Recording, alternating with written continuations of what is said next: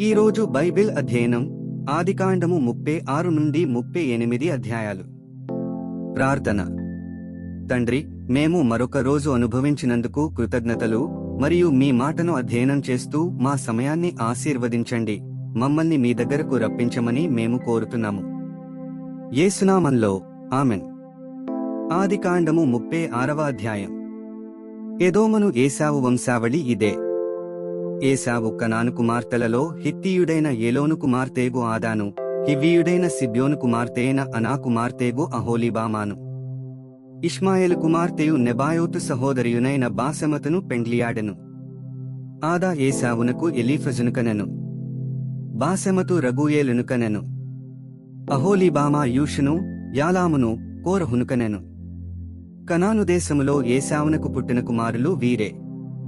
ఏశావు తన భార్యలను, తన కుమారులను, తన కుమార్తెలను, తన ఇంటివారినందరినీ, తన మందలను, తన సమస్త పశువులను, తాను కనాను దేశములో సంపాదించిన ఆస్తి యావత్తును తీసుకుని తన తమ్ముడైన యాకోబు ఎదుట నుండి మరియొక దేశమునకు వెళ్ళిపోయెను. వారు విస్తారమైన సంపదగల వారు గనుక వారు కలిసి నివసింపలేకపోయిరి. వారి పశువులు విశేషమై ఉన్నందున వారు పరదేశులై ఉండిన భూమి వారిని భరింపలేకపోయెను. అప్పుడు ఏశావు శేయీరు మన్యములో నివసించెను. ఏశావు అనగా ఎదోము. శేయీరు మన్యములో నివసించిన ఎదోమీయుల తండ్రి అయిన ఏశావు వంశావళి ఇదే. ఏశావు కుమారుల పేర్లు ఇవే. ఏశావు భార్య అయిన ఆదా కుమారుడగు ఎలీఫజును, ఏశావు భార్య అయిన బాసెమతు కుమారుడగు రగూయేలును. ఎలీఫజు కుమారులు తేమాను, ఓమారు, సెపో, గాతాము, కనజు. తిన్నా ఏశావు కుమారుడైన ఎలీఫజునకు ఉపపత్ని. ఆమె ఎలీఫజుకు అమాలేకును కనెను. వీరు ఏశావు భార్య అయిన ఆదా కుమారులు. రగూయేలు కుమారులు నహతు, జరహు, షమ్మా, మిజ్జా. వీరు ఏశావు భార్య అయిన బాసెమతు కుమారులు. ఏశావు భార్యయు సిబ్యోను కుమార్తెగు అనా కుమార్తెయునైన అహోలీబామా కుమారులు ఎవరనగా ఆమె ఏశావునకు కనిన యూషు, యాలాము, కోరహు. ఏశావు కుమారులలో వీరు నాయకులు. ఏశావు ప్రథమ కుమారుడైన ఎలీఫజు కుమారులు తేమాను నాయకుడు, ఓమారు నాయకుడు, సెపో నాయకుడు, కనజు నాయకుడు, కోరహు నాయకుడు, గాతాము నాయకుడు, అమాలేకు నాయకుడు. వీరు ఎదోము దేశమందు ఎలీఫజు నాయకులు. వీరు ఆదా కుమారులు. వీరు ఏశావు కుమారుడైన రగూయేలు కుమారులు నహతు నాయకుడు, జరహు నాయకుడు, షమ్మా నాయకుడు, మిజ్జ నాయకుడు. వీరు ఎదోము దేశమందు రగూయేలు సంతానపు నాయకులు. వీరు ఏశావు భార్య అయిన బాసెమతు కుమారులు. వీరు ఏశావు భార్య అయిన అహోలీబామా కుమారులు, యూషు నాయకుడు, యగ్లాము నాయకుడు, కోరహు నాయకుడు. వీరు అనా కుమార్తెయు ఏశావు భార్యయునైన అహోలీబామా పుత్ర సంతానపు నాయకులు. ఎదోమను ఏశావు కుమారులు వీరు. వారి వారి సంతానపు నాయకులు వీరు. ఆ దేశ నివాసులైన హోరీయుడైన శేయీరు కుమారులు లోతాను, సోబాలు, సిబ్యోను, అనా, దిషోను, ఏసెరు, దీషాను. వీరు ఎదోము దేశమందు శేయీరు పుత్రులైన హోరీయుల నాయకులు. లోతాను కుమారులు హోరీ హేమీము, లోతాను సహోదరి తిన్నా. సోబాలు కుమారులు అల్వాను, మానహదు, ఏబాలు, షపో, ఓనాము. సిబ్యోను కుమారులు అయ్యా, అనా. ఆ అనా తన తండ్రి అయిన సిబ్యోను గాడిదలను మేపుచుండి అరణ్యములో ఉష్ణధారలు కనుగొనినవాడు. అనా సంతానము దిషోను, అనా కుమార్తె అయిన అహోలీబామా. దిషోను కుమారులు హెవ్దూను, ఎష్బాను, ఇత్రాను, కెరాను. ఏసెరు కుమారులు బిల్హాను, జవాను, అకాను. దీషాను కుమారులు ఊజు, అరాను. హోరీయుల నాయకులు లోతాను నాయకుడు, సోబాలు నాయకుడు, సిబ్యోను నాయకుడు, అనా నాయకుడు. దిషోను నాయకుడు, ఏసెరు నాయకుడు, దీషాను నాయకుడు. శేయీరు దేశమందలి వారి నాయకుల చొప్పున వీరు హోరీయుల నాయకులు. మరియు ఏ రాజైనను ఇశ్రాయేలీయుల మీద రాజ్య పరిపాలన చేయకమునుపు ఎదోము దేశములో రాజ్య పరిపాలన చేసిన రాజులెవరనగా బెయారు కుమారుడైన బెల ఎదోములో రాజ్య పరిపాలన చేసెను. అతని ఊరి పేరు దిన్హాబా. బెల చనిపోయిన తరువాత బొస్రావాడైన జరహు కుమారుడగు యోబాబు అతనికి ప్రతిగా రాజాయెను. యోబాబు చనిపోయిన తరువాత తేమనీయుల దేశస్థుడైన హుషాము అతనికి ప్రతిగా రాజాయెను. హుషాము చనిపోయిన తరువాత మోయాబు దేశమందు మిద్యానును కొట్టివేసిన బదదు కుమారుడైన హదదు అతనికి ప్రతిగా రాజాయెను. అతని ఊరి పేరు అవీతు. హదదు చనిపోయిన తరువాత మస్రేకావాడైన శవ్లు అతనికి ప్రతిగా రాజాయెను. శవ్లు చనిపోయిన తరువాత నదీతీర మందలి రెహెబోతు వాడైన షావూలు అతనికి ప్రతిగా రాజాయెను. షావూలు చనిపోయిన తరువాత అక్బోరు కుమారుడైన బయల్ హానాను అతనికి ప్రతిగా రాజాయెను. అక్బోరు కుమారుడైన బయల్ హానాను చనిపోయిన తరువాత హదరు అతనికి ప్రతిగా రాజాయెను. అతని ఊరి పేరు పాయి. అతని భార్య పేరు మహేతబేలు. ఆమె మేజాహాబు కుమార్తె అయిన మత్రేదు కుమార్తె. మరియు వారి వారి వంశముల ప్రకారము వారి వారి స్థలములలో వారి వారి పేర్ల చొప్పున ఏశావు సంతానపు నాయకుల పేర్లేవనగా తిన్నా నాయకుడు, అల్వా నాయకుడు, యతేతు నాయకుడు, అహోలీబామా నాయకుడు, ఏలా నాయకుడు, పీనోను నాయకుడు, కనజు నాయకుడు, తేమాను నాయకుడు, మిబ్సారు నాయకుడు, మగ్దియేలు నాయకుడు, ఈరాము నాయకుడు. వీరు తమ తమ స్వాస్థ్యమైన దేశమందు తమ తమ నివాస స్థలముల ప్రకారము ఎదోము నాయకులు. ఏశావు ఎదోమీయులకు మూలపురుషుడు. ఆదికాండము 37వ అధ్యాయం. యాకోబు తన తండ్రి పరదేశవాసిగుండిన కనాను దేశములో నివసించెను. యాకోబు వంశావళి ఇది. యోసేపు 17 ఏండ్లవాడై తన సహోదరులతో కూడా మందను మేపుచుండెను. అతడు చిన్నవాడై తన తండ్రి భార్యలైన బిల్హా కుమారుల యొద్దను జిల్పా కుమారుల యొద్దను ఉండెను. అప్పుడు యోసేపు వారి చెడుతనమును గూర్చిన సమాచారము వారి తండ్రి యొద్దకు తెచ్చిచుండువాడు. మరియు యోసేపు ఇశ్రాయేలు వృద్ధాప్యమందు పుట్టిన కుమారుడు గనుక తన కుమారులందరికంటే ఎక్కువగా అతని ప్రేమించి అతని కొరకు విచిత్రమైన నిలువుటంగి కుట్టించెను. అతని సహోదరులు తమ తండ్రి అతనిని తమ అందరికంటే ఎక్కువగా ప్రేమించుట చూచినప్పుడు వారు అతని మీద పగపట్టి అతనిని క్షేమ సమాచారమైనను అడుగలేకపోయిరి. యోసేపు ఒక కల కని తన సహోదరులతో అది తెలియచెప్పగా వారు అతని మీద మరి పగపట్టిరి. అతడు వారిని చూచి, నేను కనిన ఈ కలను మీరు దయచేసి వినుడి. అదేమనగా, మనము చేనిలో పనలు కట్టుచుంటిమి. నా పన లేచి నిలుచుండగా మీ పనలు నా పనను చుట్టుకుని నా పనకు సాష్టాంగపడెనని చెప్పెను. అందుకతని సహోదరులు, నీవు నిశ్చయముగా మమ్మునేలెదవా? మా మీద నీవు అధికారివగుదువా అని అతనితో చెప్పి అతని కలలను బట్టియో అతని మాటలను బట్టియో అతని మీద మరింత పగపట్టిరి. అతడింకొక కలకని తన సహోదరులకు తెలియచేసి, ఇదిగో నేను మరియొక కలకంటిని, అందులో సూర్యచంద్రులను 11 నక్షత్రములను నాకు సాష్టాంగపడెనని చెప్పెను. అతడు తన తండ్రితోనూ తన సహోదరులతోనూ అది తెలియచెప్పినప్పుడు అతని తండ్రి అతనితో, నీవు కనిన ఈ కల ఏమిటి? నేను నీ తల్లియు నీ సహోదరులను నిశ్చయముగా వచ్చి నీకు సాష్టాంగపడుదుమా అని అతని గద్దించెను. అతని సహోదరులు అతని యందు అసూయపడిరి. అయితే అతని తండ్రి ఆ మాట జ్ఞాపకముంచుకొనెను. అతని సహోదరులు షెకెములో తమ తండ్రి మందను మేపుటకు వెళ్ళిరి.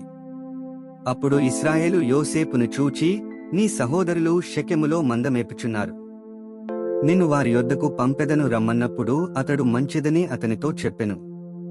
అప్పుడతడు, నీవు వెళ్లి నీ సహోదరుల క్షేమమును మంద క్షేమమును తెలుసుకుని నాకు వర్తమానము తెమ్మని అతనితో చెప్పి హెబ్రోను లోయలో నుండి అతని పంపెను. అతడు షెకెమునకు వచ్చెను. అతడు పొలములో ఇటు అటు తిరుగుచుండగా ఒక మనుష్యుడు అతనిని చూచి, నీవేమి వెదకుచున్నావని అతనినడిగెను. అందుకతడు, నేను నా సహోదరులను వెదుకుచున్నాను, వారు ఎక్కడ మందను మేపుచున్నారో అది దయచేసి నాకు తెలుపుమని అడిగెను. అందుకు ఆ మనుష్యుడు, ఇక్కడ నుండి వారు సాగివెళ్ళిరి, వారు దోతానుకు వెళ్ళుదమురండని చెప్పుకొనుట వింటినని చెప్పెను. అప్పుడు యోసేపు తన సహోదరుల కోసము వెళ్లి దోతానులో వారిని కనుగొనెను. అతడు దగ్గరకు రాకమునుపు వారు దూరము నుండి అతని చూచి అతని చంపుటకు దురాలోచన చేసిరి. వారు, ఇదిగో ఈ కలలు కనువాడు వచ్చుచున్నాడు, వీని చంపి ఇక్కడనున్న ఒక గుంటలో పారవేసి దుష్టమృగము వీని తినివేసెనని చెప్పుదము, అప్పుడు వీని కలలేమగునో చూతమురండని ఒకనితో ఒకడు మాటలాడుకునిరి. రూబేను ఆ మాట విని, మనము వానిని చంపరాదని చెప్పి వారి చేతులలో పడకుండా అతని విడిపించెను. ఎట్లనగా రూబేను అతని తండ్రికి అతని నప్పగించుటకై వారి చేతులలో పడకుండా అతని విడిపింపదలచి, రక్తము చిందింపకుడి, అతనికి హాని ఏమీ చేయక అడవిలోనున్న ఈ గుంటలో అతని పడద్రోయుడని వారితో చెప్పెను. యోసేపు తన సహోదరుల యొద్దకు వచ్చినప్పుడు వారు యోసేపు అంగీని అతడు తొడుగుకుని ఉండిన ఆ విచిత్రమైన నిలువుటంగీని తీసివేసి అతని పట్టుకుని ఆ గుంటలో పడద్రోసిరి. ఆ గుంట వట్టిది, అందులో నీళ్లు లేవు. వారు భోజనము చేయ కూర్చుండి కన్నులెత్తి చూడగా ఐగుప్తునకు తీసుకుని పోవుటకు గుగ్గిలము, మస్తకియు, బోడమును మోయిచున్న ఒంటెలతో ఇష్మాయేలీయులైన మార్గస్థులు గిలాదు నుండి వచ్చుచుండిరి. అప్పుడు యూదా, మనము మన సహోదరుని చంపి వాని మరణమును దాచిపెట్టినందువలన ఏమి ప్రయోజనము? ఈ ఇష్మాయేలీయులకు వానిని అమ్మివేయుదము రండి, వాడు మన సహోదరుడు, మన రక్త సంబంధిగదా, వానికి హాని ఏమీ చేయరాదని తన సహోదరులతో చెప్పెను. అందుకతని సహోదరులు సమ్మతించిరి. మిద్యానీయులైన వర్తకులు ఆ మీదుగా వెళ్ళుచుండగా వారు ఆ గుంటలో నుండి యోసేపును పైకి తీసి ఆ ఇష్మాయేలీయులకు 20 తులముల వెండికి అతనిని అమ్మివేసిరి. వారు యోసేపును ఐగుప్తునకు తీసుకునిపోయిరి. రూబేను ఆ గుంటకు తిరిగి వచ్చినప్పుడు యోసేపు గుంటలో లేకపోగా అతడు తన బట్టలు చింపుకుని తన సహోదరుల యొద్దకు తిరిగి వెళ్లి, చిన్నవాడు లేడే, అయ్యో నేనెక్కడికి పోదుననగా, వారు యోసేపు అంగీని తీసుకుని ఒక మేకపిల్లను చంపి దాని రక్తములో ఆ అంగీ ముంచి ఆ విచిత్రమైన నిలువుటంగీని పంపగా, వారు తండ్రి యొద్దకు దానిని తెచ్చి, ఇది మాకు దొరికెను, ఇది నీ కుమారునేంగి అవునో కాదో గురుతుపట్టుమని చెప్పిరి. అతడు దానిని గురుతుపట్టి, ఈ అంగీ నా కుమారునిదే, దుష్టమృగము వానిని తినివేసెను, యోసేపు నిశ్చయముగా చీల్చబడనెను. యాకోబు తన బట్టలు చింపుకుని తన నడుమున గోనె పట్టకట్టుకుని అనేక దినములు తన కుమారుని నిమిత్తము అంగలార్చుచుండగా, అతని కుమారులందరూ అతని కుమార్తెలందరూ అతనిని ఓదార్చుటకు యత్నము చేసిరి. అయితే అతడు ఓదార్పు పొందనొల్లక, నేను అంగలార్చుచు మృతుల లోకమునకు నా కుమారుని యొద్దకు వెళ్లెదనని చెప్పి అతని తండ్రి అతని కోసము ఏడ్చెను. మిద్యానీయులు ఐగుప్తునకు అతని తీసుకుని పోయి ఫరోయు ఉద్యోగస్థుడును రాజసంరక్షక సేనాధిపతియునైన పోతీఫరునకు అతనిని అమ్మివేసిరి. ఆదికాండము 38వ అధ్యాయం. ఆ కాలమందు యూదా తన సహోదరులను విడిచి హీరా అను ఒక అదుల్లామీయుని యొద్ద ఉండుటకు వెళ్ళెను. అక్కడ షూయను ఒక కనానీయుని కుమార్తెను యూదా చూచి ఆమెను తీసుకుని ఆమెతో పోయెను. ఆమె గర్భవతియే కుమారుని కనగా అతడు వానికి ఏరును పేరు పెట్టెను.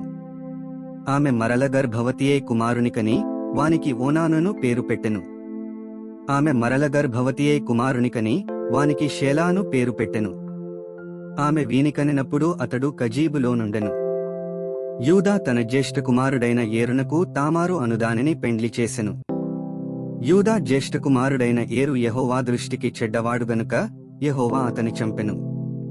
అప్పుడు యూదా ఓనానుతో, నీ అన్న భార్య యొద్దకు వెళ్లి మరిది ధర్మము జరిగించి నీ అన్నకు సంతానము కలుగజేయుమని చెప్పెను. ఓనాను ఆ సంతానము తనది కానేరదని ఎరిగి ఆమెతో పోయినప్పుడు తన అన్నకు సంతానము కలుగజేయకుండునట్లు తన రేతస్సును నేలను విడిచెను. అతడు చేసినది యెహోవా దృష్టికి చెడ్డది గనుక ఆయన అతని కూడా చంపెను. అప్పుడు యూదా, ఇతడు కూడా ఇతనెన్నలవలే చనిపోవునేమో అనుకుని, నా కుమారుడైన షేలా పెద్దవాడగు వరకు నీ తండ్రి ఇంట విధవరాలుగానుండుమని తన కోడలైన తామారుతో చెప్పెను. కాబట్టి తామారు వెళ్లి తన తండ్రి ఇంట నివసించెను. చాలా దినములైన తరువాత షూయ కుమార్తె అయిన యూదా భార్య చనిపోయెను. తరువాత యూదా దుఃఖ నివారణ పొంది అదుల్లామీయుడైన హీరాను తన స్నేహితునితో తిన్నాతునకు తన గొర్రెల బొచ్చు కత్తిరించు వారి యొద్దకు వెళ్ళెను. దాని మామ తన గొర్రెల బొచ్చు కత్తిరించుటకు తిన్నాతునకు వెళ్ళుచున్నాడని తామారునకు తెలుపబడెను. అప్పుడు షేలా పెద్దవాడైనప్పటికిని తాను అతనికియ్యబడకుండుట చూచి తన వైధవ్యవస్త్రములను తీసివేసి ముసుగు వేసుకుని శరీరమంతయు కప్పుకొని తిన్నాతునకు పోవు మార్గములో నుండు ఏనాయము ద్వారమున కూర్చుండగా, యూదా ఆమెను చూచి ఆమె తన ముఖము కప్పుకొనినందున వేశ్యననుకుని ఆ మార్గమున ఆమె దగ్గరకు బోయి ఆమె తన కోడలని తెలియక నీతో పోయేదను రమ్మని చెప్పెను. అందుకామె, నీవు నాతో వచ్చిన ఎడల నాకేమీ ఇచ్చెదవని అడిగెను. అందుకతడు, నేను మందలో నుండి మేకపిల్లను పంపెదనని చెప్పినప్పుడు ఆమె అది పంపు వరకు ఏమైనా కుదువ పెట్టిన ఎడల సరే అని చెప్పెను. అతడు, నేను నీ యొద్ద ఏమీ కుదువ పెట్టవలెనని అడిగినప్పుడు ఆమె నీ ముద్రయు దాని దారమును నీ చేతికర్రేనని చెప్పెను. అతడు వాటిని ఆమెకిచ్చి ఆమెతో పోయెను. ఆమె అతని వలన గర్భవతి ఆయెను. అప్పుడామె లేచిపోయి తన ముసుగు తీసివేసి తన వైధవ్య వస్త్రములను వేసికొనెను. తరువాత యూదా ఆ స్త్రీ యొద్ద నుండి ఆ కుదువను పుచ్చుకొనుటకు తన స్నేహితుడగు అదుల్లామీయుని చేత మేకపిల్లను పంపినప్పుడు ఆమె అతనికి కనబడలేదు. కాబట్టి అతడు, మార్గమందు ఏనాయమునొద్దనుండిన ఆ వేశ్య ఎక్కడనున్నదని ఆ చోటి మనుష్యులనడుగగా వారు, ఇక్కడ వేశ్య ఎవతేయు లేదని చెప్పిరి. కాబట్టి అతడు యూదా యొద్దకు తిరిగి వెళ్లి, ఆమె నాకు కనబడలేదు, మరియు ఆ చోటి మనుష్యులు, ఇక్కడికి వేశ్య ఎవతేయు రాలేదని చెప్పిరని అనినప్పుడు, యూదా, మనలను అపహాస్యము చేసెదరేమో, ఆమె వాటిని ఉంచుకొననిమ్ము, ఇదిగో నేను ఈ మేకపిల్లను పంపితిని, ఆమె నీకు కనబడలేదునను. రమారమి 3 నెలలైన తరువాత నీ కోడలగు తామారు జారత్వము చేసెను, అంతేకాక ఆమె జారత్వము వలన గర్భవతి అయినదని యూదాకు తెలుపబడెను. అప్పుడు యూదా, ఆమెను బయటికి తీసుకునిరండి, ఆమెను కాల్చివేయవలెనని చెప్పెను. ఆమెను బయటికి తీసుకుని వచ్చినప్పుడు ఆమె తన మామ యొద్దకు ఆ వస్తువులను పంపి, ఇవి ఎవరివో ఆ మనుష్యుని వలన నేను గర్భవతినైతిని. ఈ ముద్ర, ఈ దారము, ఈ కర్ర ఎవరివో దయచేసి గురుతుపట్టుమని చెప్పించెను.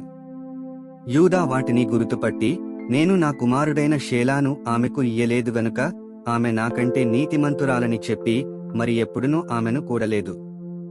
ఆమె ప్రసవకాలమందు కవలవారు ఆమె గర్భమందుండిరి. ఆమె ప్రసవించుచున్నప్పుడు ఒకడు తన చెయ్యి బయటికి చాచెను గనుక మంత్రసాని ఎర్రనూలు తీసి వాని చేతికి కట్టి, ఇతడు మొదట బయటికి వచ్చెనని చెప్పెను. అతడు తన చెయ్యి వెనుకకు తీసినప్పుడు అతని సహోదరుడు బయటికి వచ్చెను. అప్పుడామె, నీవేళ భేదించుకుని వచ్చితివనెను. అందుచేత అతనికి పెరెసు అను పేరు పెట్టబడెను. తరువాత తన చేతిని తొగరుగల అతని సహోదరుడు బయటికి వచ్చెను. అతనికి జెరహు అను పేరు పెట్టబడెను. 36 నుండి 38 అధ్యాయాలు చదివియున్నాము. ముగింపు ప్రార్థన. ఓ దేవా, మా విలువైన సమయాన్ని నీ వాక్యాన్ని అధ్యయనం చేసినందుకు ధన్యవాదాలు. మా మార్గాలలో నడవడానికి మరియు మన సత్యాన్ని ఇతరులతో పంచుకోవడానికి మాకు ధైర్యాన్ని ప్రసాదించు. నీ పరిశుద్ధాత్మ మాకు మార్గనిర్దేశం చేస్తూ సర్వసత్యంలోకి మమ్ములను నడిపించునుగాక. ఆమెన్.